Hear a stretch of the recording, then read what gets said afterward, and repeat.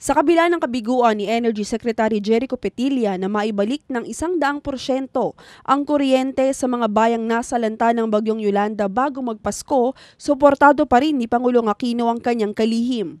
December 26 nang ihain ni Petilla ang kanyang resignation kay Pangulong Aquino dahil sa kabiguang maibalik ang kuryente sa Visayas na ipinangako niyang mangyayari bago magpasko. Hindi ito tinanggap ng Pangulo dahil nakita naman daw ng Presidente na ginawa ni Petilla ang lahat ng kanyang magagawa upang maibalik ang kuryente sa 317 bayan sa Visayas. Sa pagpapasinaya ng isang power plant sa Batangas, kinilala ng Pangulo ang mga ginawa ni Petilla at ng kanyang ahensya sa tulong ng iba pang kasama sa industriya ng kuryente.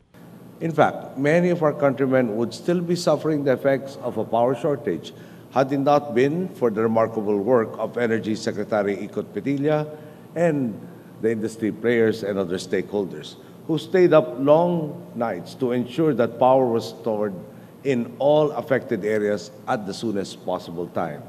Isang malaking aral daw ang natutunan ng pamahalaan sa nagdaang super typhoon kung saan naparalisa ang halos buong rehiyon ng Visayas. Nagdulot ito ng mabagal na pag-usad ng mga relief operation at pagkaparalisa ng mga ospital at iba pang mga pangunahing serbisyo na kailangan sa mga bayang nasalanta ng bagyo. Sa kasalukuyan, ayon sa latest update ng NDRRMC, nasa 56 sa 138 barangay sa Tacloban City ang may supply na ng kuryente.